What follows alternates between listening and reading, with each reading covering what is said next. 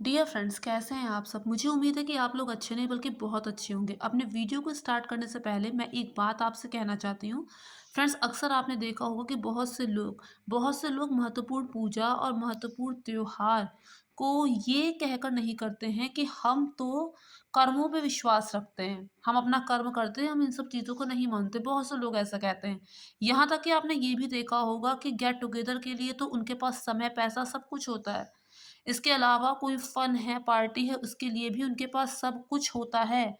लेकिन जब पूजा-पाठ की बात आती है, तो वो लोग उसे हल्के में टरकाते हैं या फिर उसे करते ही नहीं हैं। बहुत से लोग ऐसे भी हैं। तो फ्रेंड्स, ऐसा नहीं होता है।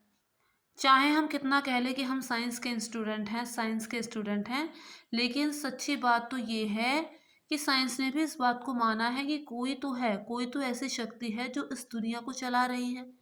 तो क्यों ना समय-समय पर उसका धन्यवाद ही दिया जाए। कहते हैं जहाँ आस्था है, रास्ता भी वहीं होता है। बात श्रद्धा और विश्वास की होती है। अगर श्रद्धा से देखेंगे तो पत्थर में भी भगवान नजर आएंगे, और अगर मन में श्रद्धा नहीं होगी तो भगवान भी हमें सिर्फ पत्थर की मूर्त ही नजर आएंगे। तो आपका समय व्यर्थ ना करते हुए मैं अपने वीडियो को आगे बढ़ाती हूँ। जैसा कि आप सभी लोग जानते हैं कि तेईस नवंबर को देव उठनी एकादशी है। ऐसा कहा जाता है कि 4 महीने की योग निद्रा के बाद भगवान विष्णु इस दिन जागते हैं, और उनके जागते ही सारे मांगलिक कार्यक्रम जैसे कि मुंडन, जनेऊ, विवाह आदि, ये सब शुरुआत इनकी हो जाती है। इस बीच जब तक वो योग निद्रा में होते हैं तब तक कोई भी सनातन धर्म से जो रिलेटेड हो वो मांगलिक कार्यक्रम नहीं करता है। लेकिन जब भगवान योग निद्रा से जाग जाते हैं तो उसके पास सभी मांगलिक कार्यक्रम होने लगते हैं। तो मैं आपको देव उठनी एकादशी की कथा सुनाने जा रही हूँ, और इस कथा को सुनने के बाद आप लोग इस बात को मान जाएंगे कि श्रद्धा और विश्वास का महत्व कितना अधिक होता है। तो मैं कथा शुरू करती हूँ। बात उस समय की है जब एक राजा हुआ करता था। वो बहुत ही धर्मपरायण था। वो भगवान की रोज पूजा पाठ आदि किया करता था। इसके अलावा वो व्रत उपवास भी रखता था। वो प्रत्येक एकादशी को ना केवल खुद व्रत व्रत रखता बल्कि अपने पूरे परिवार को, पूरे कुटुंब को, अपनी प्रजा को, मंत्रियों को, सैनिकों को, यहाँ तक कि उस राज्य में जितने पशु पक्षी जो भी उनके पालित थे, उन्हें भी एकादशी के दिन फलाहार ही देता था, उनसे भी व्रत ही रखवाता था, उन्हें भी उस दिन अन्न अन्न नहीं खाने देता था।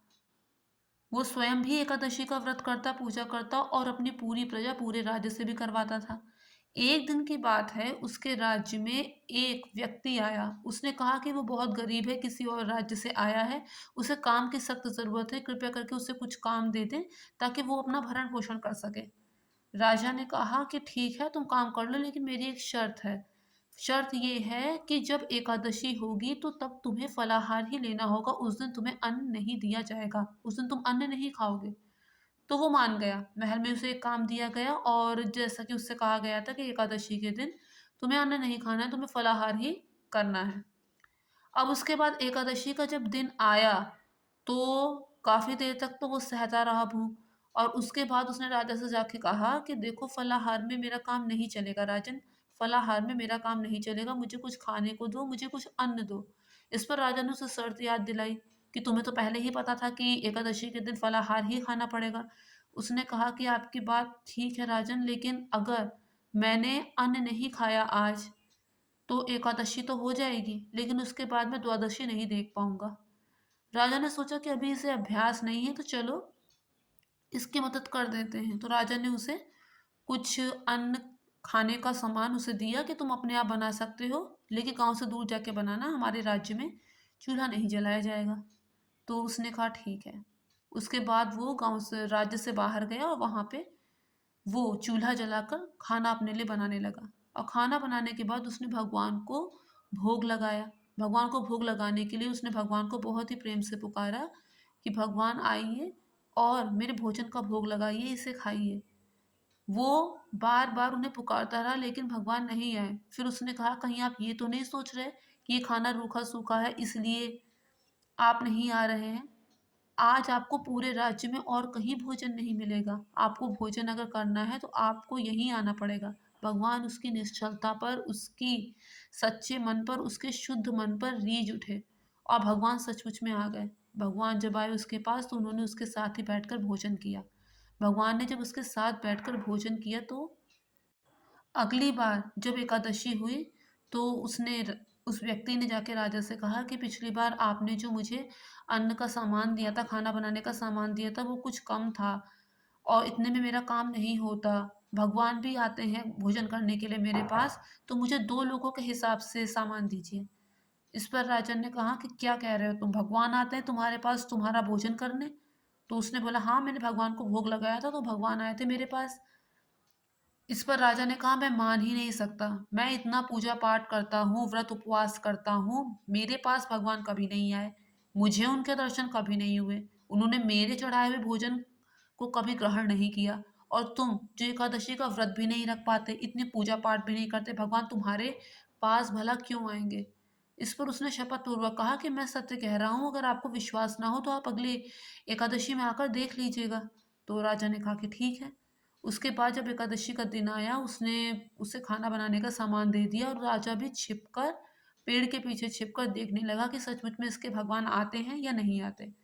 अब भोजन बनाने के बाद उसने भगवान को भोग लगाना चाहा, भगवान को उसने बार बार पुकारा लेकिन भगवान नहीं आए। भगवान इसलिए नहीं आए क्योंकि राजा पीछे पेड़ के छिपा देख रहा था। इसके बाद जब वो बार बार पुकारने पर भी भगवान नहीं आए तो उसे लगा कि इस तरह तो मैं राजा के सामने झूठा साबित हो जाऊंगा। और भगवान में उसकी श्रद्धा इतनी ज़्यादा थी, इतना ज़्यादा विश्वास था कि वो निराश नहीं हुआ और पहले की भांति भगवान को बार बार पुकारने लगा। सुबह से लेकर शाम हो गई लेकिन भगवान नहीं आए। वो भूखा प्यासा वैसे ही भगवान को पुकारता रहा। उसके बाद उसने कहा कि भगवान अगर आप नहीं आएंगे तो मैं इसी नदी में कूदकर अपने प्राण त्याग दूंगा। जब उसने ऐसा कहा और जब वो नदी की तरफ कूदने के लिए अग्रसर हुआ, उसी समय भगवान प्रकट हो गए। भगवान प्रकट हो गए और उस व्यक्ति को अपने साथ विमान में बैठाकर वहां से अपने धाम को ले गए। राजा ये सब चीजें देख रहा था। उसे देखकर ये एहसास हुआ कि भगवान सिर्फ पूजा पाठ से, व्रत उपवास से ही नहीं मिलते। अगर भगवान को पाना है तो उसके लिए मन की शुद्धता होनी चाहिए। अगर भगवान को पाना हो तो मन में छल कपट नहीं होना चाहिए। अगर भगवान को पाना हो तो उनमें श्रद्धा और विश्वास बहुत ज़्यादा होना चाहिए। अगर भगवान को पाना हो तो मन में किसी भी तरह का द्वेष और ईर्ष्या का भाव नहीं होना चाहिए।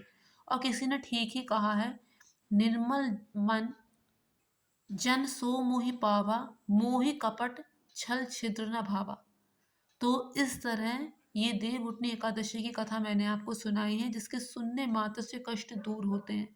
और जैसा कि मैंने इस वीडियो में आपसे एक बात कही थी कि जहाँ आस्था है वही रास्ता है, मैं आपको कंतारा मूवी को माध्यम बनाकर इस बात को प्रमाणित करके बताऊंगी अपने अगले वीडियो में। तो अगर आप लोगों ने अभी तक मेरा चैनल सब्सक्राइब नहीं किया है तो प्लीज़ मेरे चैनल को सब्सक्राइब कर दीजिए ताकि मेरे आगे आने वाले वीडियो का नोटिफिकेशन आपको मिल जाए और मेरी सब्सक्राइबर की संख्या थोड़ी और बढ़ जाए। Thank you friends, thank you so much.